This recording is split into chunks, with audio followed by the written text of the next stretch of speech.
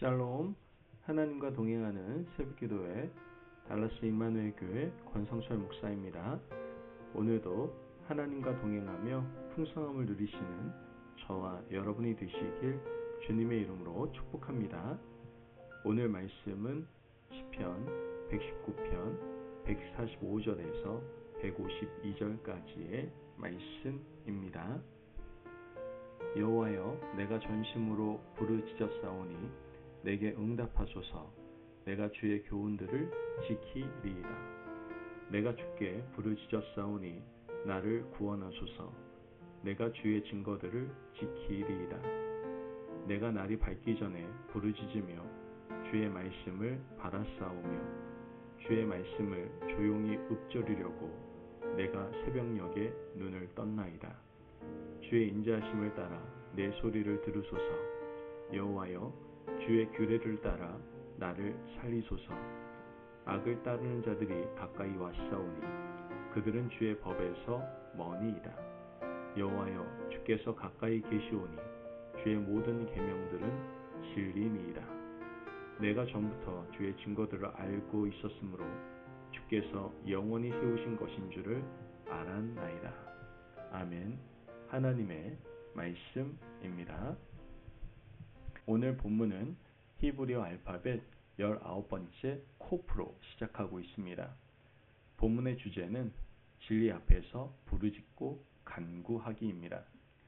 부르짖고 간구한다는 것은 원하는 소원, 바라는 것이 있기 때문에 하는 행위입니다. 어린아이들이 장난감을 가지고 싶을 때 자기 부모에게 사달라고 구하지 않습니까? 어떤 아이가 옆집 부모나 다른 사람을 붙들고 가지고 싶다고 이거 사달라고 한다면 그 문제를 과연 해결해 줄까요? 물론 마음씨 좋은 분들은 해결해 주겠지만 대부분 이 아이가 도대체 왜 이러지? 라고 생각할 겁니다.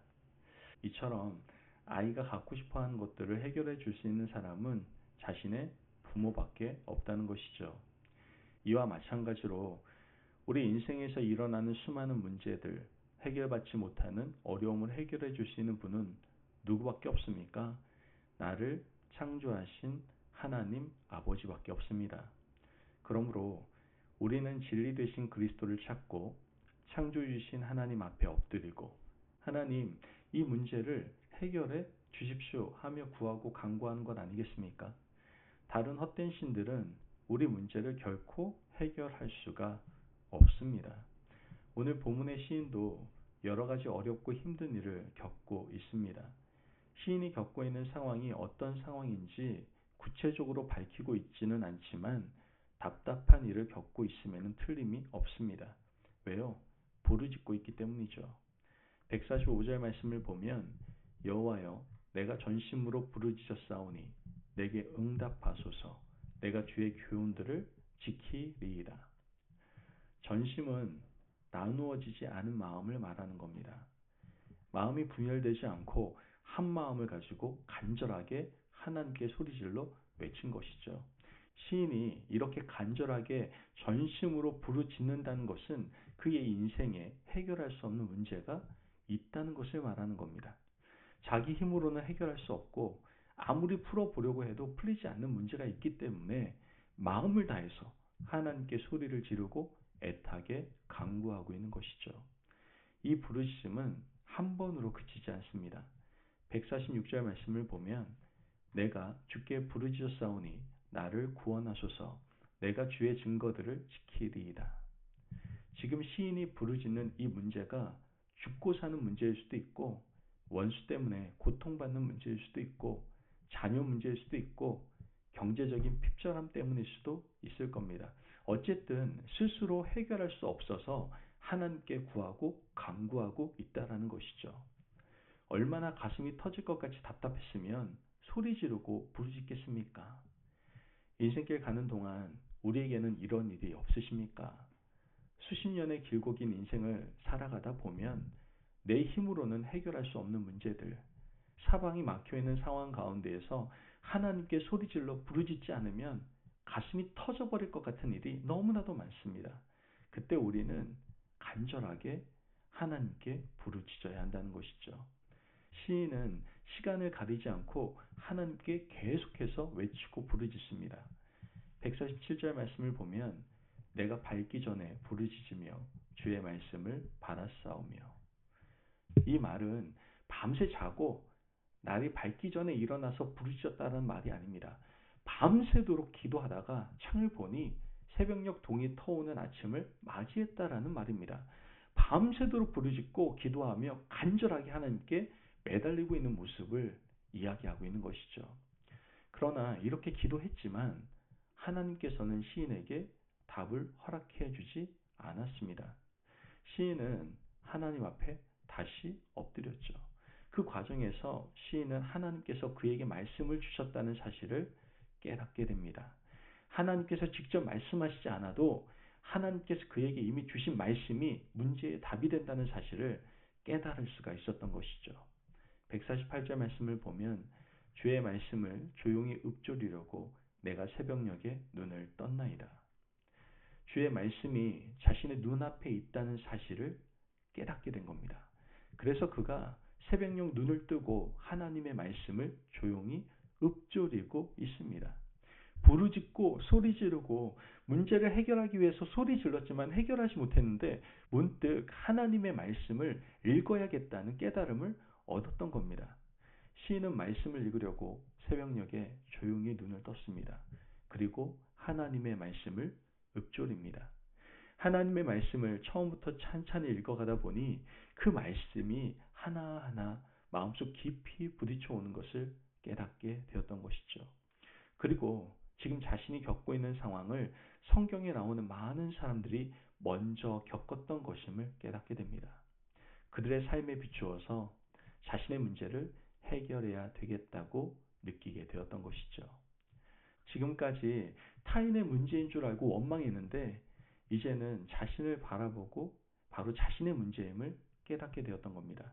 그래서 시인은 이제 하나님의 말씀을 읊조리고 그 말씀이 진리임을 확인하게 된 겁니다.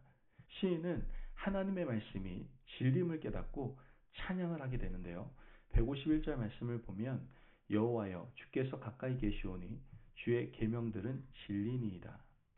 이 말씀은 하나님께서 말씀으로 자신과 가까이 계셨음에도 불구하고 자신이 다른 곳에서 부르짖었다는 것을 하나님께 회개하고 있는 겁니다. 주께서 가까이 계셨는데 제가 그것도 모르고 멀리서 찾았습니다. 이렇게 고백을 하고 있는 것이죠. 그리고 주의 말씀을 진리로 고백하고 있습니다. 진리라는 히브리어는 좀 재미있게 구성이 되어 있는데요. 진리를 에메트라고 부르는데 자음 3개로 이루어져 있습니다. 에메트를 이루는 자음 3개는 히브리어 알파벳 첫 번째 글자 알렙, 그리고 가운데 글자인 맴, 제일 마지막 글자인 탑으로 구성되어 있습니다. 이 3개의 자음이 함께 이루어져 진리라는 말을 이루고 있다는 겁니다. 첫 번째, 가운데, 마지막 글자가 모여서 진리가 되었습니다. 이것은 하나님의 말씀은 진리이기 때문에 처음이나 중간이나 끝이나 변함없다라는 사실을 말해주고 있는 겁니다. 하나님의 말씀은 창세기 시작할 때부터 계시록을 마칠 때까지 영원히 변치 않는 정확무오한 말씀이다라는 것이죠. 하나님의 말씀은 천지를 창조하실 때부터 이 세상이 끝날 때 예수께서 재림하실 때까지 단 하나도 변함이 없는 진리의 말씀입니다. 시인은 이러한 사실을 이전에는 깨닫지 못했던 겁니다. 인생에 문제가 있을 때 다른 곳에 가서 소리 지르고 답을 찾기 위해서 노력했습니다. 하지만 진리는 가장 가까이 있었고 하나님의 말씀으로 자신에게 이미 주어져 있었던 겁니다. 여러분, 오늘 우리도 진리의 말씀이 가까이 있음을 깨달으시길 바랍니다. 하나님의 말씀은 처음이나 중간이나 끝이나 변함이 없고 여전히 살아계셔서 우리 인생의 여러 복잡한 문제를 해결하는 말씀입니다. 이렇게 좋은 하나님의 말씀을 깊이 깨닫고 오늘도 우리 인생의 모든 문제를 주님의 말씀 앞에서 해결함을 받으시기를 바랍니다. 그러므로 주 앞에 이제 나와서 자신의 문제를 꺼내놓고 말씀에 비추어서 답을 찾아가신다면 우리 인생은 어떤 문제도 없이 진리 안에서 해결될 줄로 믿습니다. 이러한 복된 하루를 살아가시는 저와 여러분이 되시기를 바랍니다. 아멘. 기도하겠습니다. 사랑이 많으신 하나님 감사합니다. 오늘도 우리에게 귀한 말씀에 은혜 허락하심을 감사합니다. 하나님, 변함없는 진리가 나 자신을 살리는 말씀임을 믿습니다. 여전히 살아계시고 오늘도 말씀으로 역사하시는 하나님을 신뢰하며 그 말씀의 능력 안에서, 진리 안에서 살아갈 수 있는 저희들 되게 하여 주옵소서.